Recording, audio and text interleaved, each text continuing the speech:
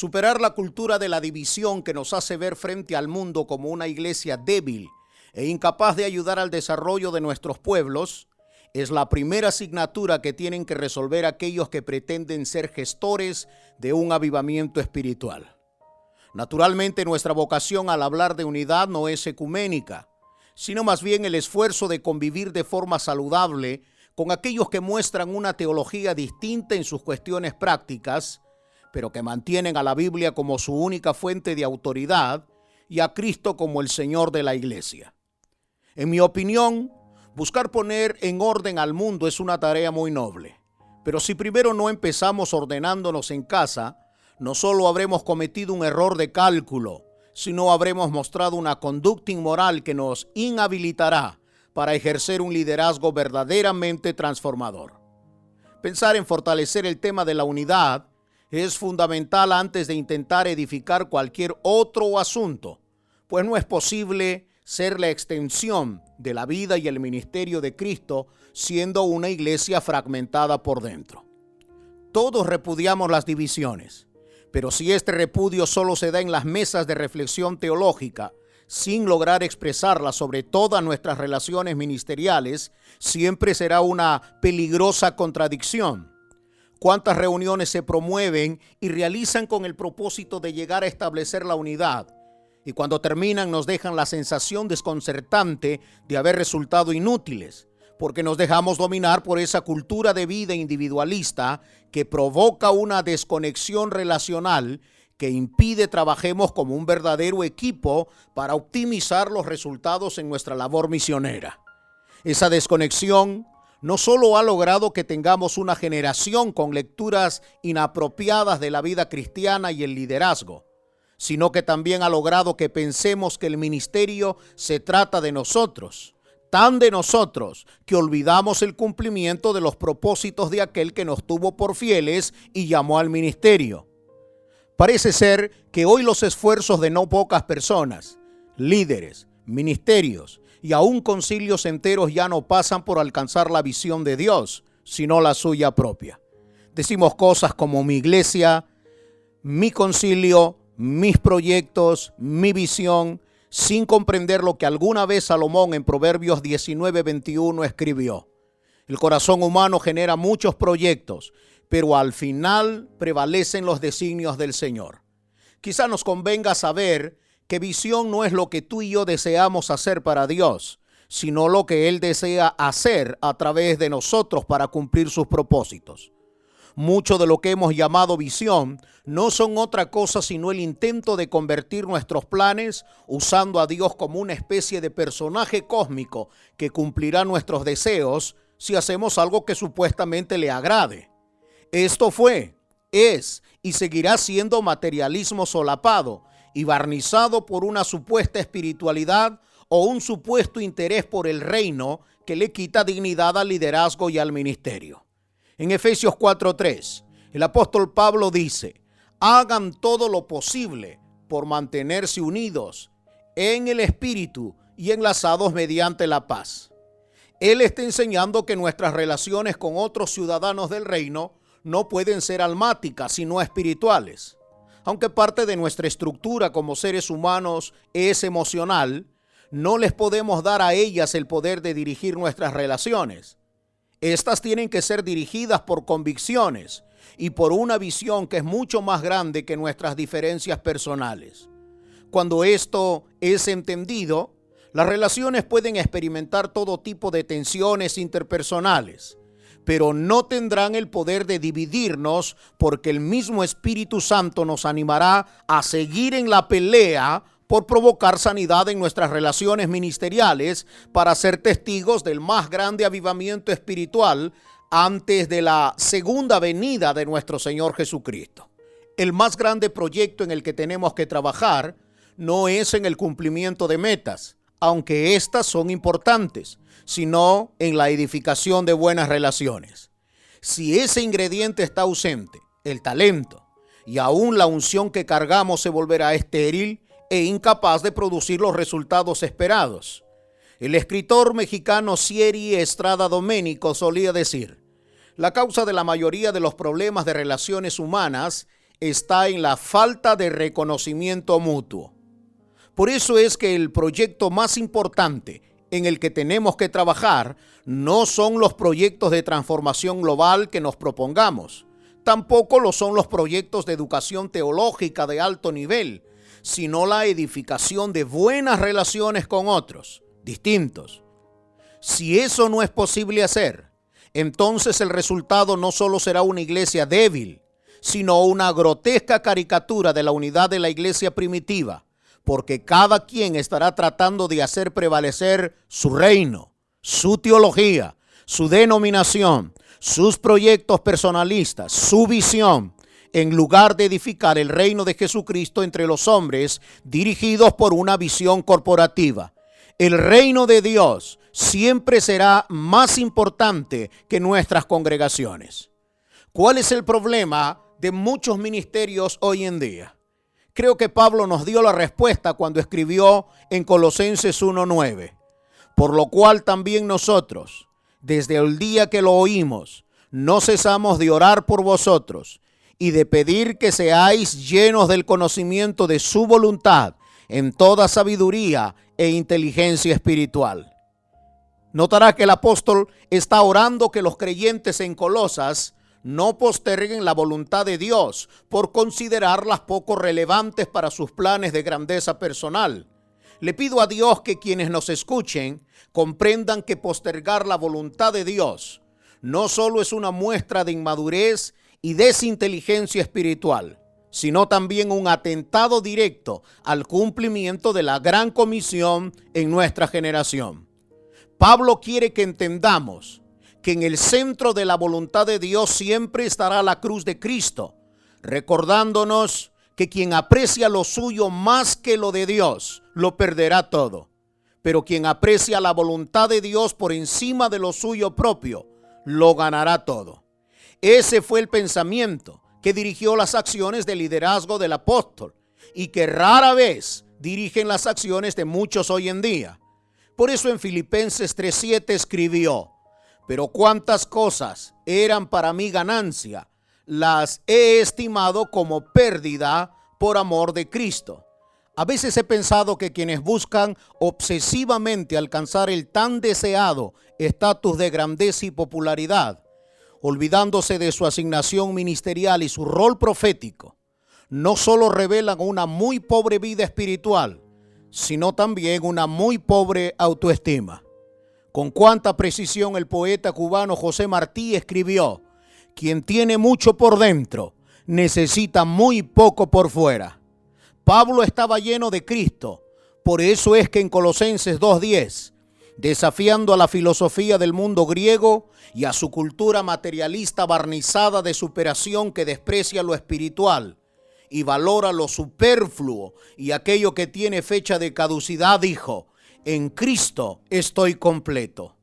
Él sabía que si eso que nosotros llamamos vida cristiana, liderazgo o ministerio, no nos convierte en esclavos voluntarios de su voluntad, entonces lo nuestro podría ser una falsificación de emociones que nos hacen creer que servimos a Dios, cuando en realidad nos servimos a nosotros mismos. Déjeme hacerle una pregunta. ¿Conoce usted la voluntad de Dios para su liderazgo y ministerio? Hago esta pregunta porque vivimos en una cultura que celebra el individualismo. Trágicamente, esa cultura ha logrado infiltrarse en la atmósfera misma que respira la iglesia. Nuestros intereses no son los de la iglesia primitiva. A ellos les interesaba estar ocupados en la oración, el evangelismo, el pastoreo persona a persona, sembrar generosamente, buscar ser llenos del Espíritu Santo, transformar ciudades. Al parecer, esta generación ha perdido de vista la visión de Dios y con ella su potencial de movilización transformadora. Los púlpitos modernos se han vuelto especialistas en enseñarnos cómo triunfar en la vida y alcanzar nuestros sueños. Y en realidad no existe nada de malo en enseñar esto, pero un mensaje equilibrado ayudaría a sanar a una iglesia que es indiferente a los sueños de Dios. La salvación de la humanidad han dejado de ser un asunto importante. Lo trascendente para millones de cristianos es cómo alcanzar estatus de grandeza que les haga obtener el reconocimiento social. En definitiva, somos una iglesia indiferente y abrazada por ese demonio llamado materialismo. Hechos 3 nos relata la fascinante historia de un milagro. Este es un cojo en la puerta del templo. Él hace un pedido al sistema materialista para resolver sus crisis. Pedro y Juan vuelven sus ojos a él para enseñarle que este sistema no tiene la respuesta para su invalidez. Ellos están listos para mostrarles la sobrenaturalidad del Evangelio de Cristo, no solo para resolver su mendicidad física, sino también su mendicidad emocional y espiritual. Por eso es urgente que en medio de un sistema donde el materialismo, el humanismo, el secularismo, el sincretismo religioso y el mundo del animismo ganan terreno y convierten a la gente en buscadores de experiencias y conocimiento para satisfacer el hambre de su alma, revisemos sin prejuicios nuestra neumatología y volvamos a ser una iglesia que manifieste el poder de Dios, no solo desde los púlpitos, sino en cada lugar donde diariamente nos toca ser protagonistas. Allí donde usted está, en la universidad, en la empresa, en la oficina, en la fábrica, usted ha sido llamado a ser la extensión del pensamiento, de la vida y el ministerio de Cristo para transformarlo todo. No se rebaje a ser menos que eso. William Shakespeare decía: no existen papeles pequeños, existen actores mediocres. Esa mediocridad ha logrado que perdamos nuestra capacidad de movilización, que pensemos que la vida cristiana se trata de nosotros. Ojalá comprendamos que la vida cristiana no se trata de que tratemos de introducir a Dios en nuestros planes y proyectos. Se trata de que nosotros seamos capaces de introducirnos en sus planes y proyectos. Se trata de comprender que la vida cristiana es, como dijera un escritor, sin reserva, sin retorno y sin nada que lamentar. Cuando esto no es entendido, nuestros asuntos domésticos se tornan en una alta prioridad que termina asesinando todas nuestras posibilidades de éxito misionero, lo cual es un atentado por dentro a la misma vida de la iglesia. ¿Sabe qué pasa cuando alguien pierde la visión de Dios? Aquí hay un principio que jamás debemos de olvidar. Un hombre sin visión, tarde o temprano, volverá a ser atrapado por su pasado y traicionará aquello que un día dijo amar. Esto le aconteció a uno llamado Pedro después de experimentar el dolor de la pérdida del maestro. Él estaba experimentando una crisis emocional que lo llevó a olvidarse de su asignación apostólica hasta el punto de volver a su pasado. El problema fue que al tomar una decisión equivocada, otros le acompañaron poniendo en riesgo su propósito. Juan 21:3 nos habla de eso. Él, al igual que muchos de nosotros, no previó las consecuencias de una mala decisión. Por eso es que tenemos la obligación de recuperar la visión de Dios, porque tras nuestro hay una persona, una familia, una empresa, un liderazgo, un ministerio o una iglesia que necesita ser gobernada y dirigida correctamente.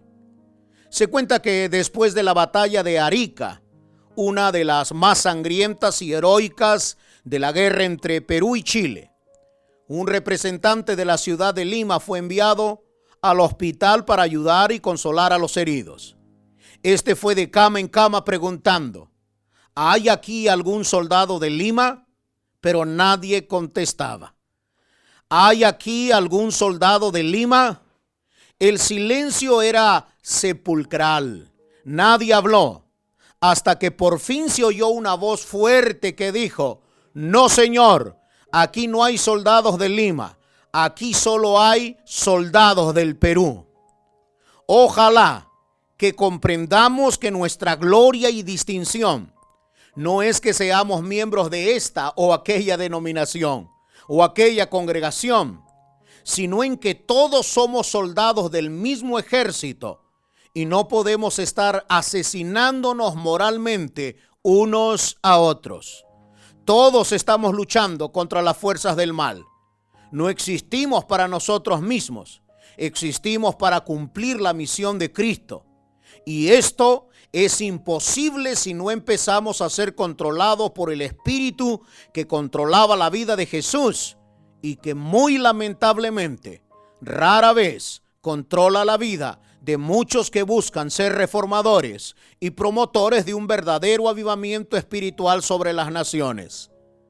La misión siempre desatará sobrenaturalidad cuando se hace en coinonía. Esto naturalmente tiene que acabar con la cultura individualista y narcisista que le hace creer a algunos que son una casta especial de creyentes, versus aquellos que son considerados de una segunda categoría si es que no tienen el mismo color teológico que ellos. Esta es una caricatura grotesca de la unidad que propone el Evangelio de Cristo. Finalmente, Jesús en Mateo 18:19 dijo: otra vez os digo que si dos de vosotros se pusieren de acuerdo en la tierra acerca de cualquier cosa que pidieren, les será hecho por mi Padre que está en los cielos. Jesús sabe qué difícil es ponerse de acuerdo. Por eso pone una meta que para él ya es extraordinario. Si dos de vosotros se pusieren de acuerdo. Si eres detallista, habrás notado que el contexto de esa declaración es la sanidad de todas nuestras relaciones a través del perdón, ya que es imposible experimentar la unidad si primero no aprendemos a perdonar. Esa es la cultura de vida de la iglesia. ¿Cuáles serían las consecuencias de esa práctica? Mateo 18:18 nos da la respuesta. De cierto os digo que todo lo que atéis en la tierra será atado en el cielo, y todo lo que desatéis en la tierra será desatado en el cielo. Ojalá que a estas alturas de nuestras vidas comprendamos racional y emocionalmente que las confrontaciones absurdas provocan cielos cerrados, y el ceder a discrepancias personales por un objetivo más grande que nosotros mismos no solo provocará sanidad en las relaciones, sino también cielos abiertos capaces de transformarlo todo. Solo un corazón que está libre de rencillas, enojos, odios encapsulados, es capaz de acercarse a Dios confiadamente, pedirle cualquier cosa.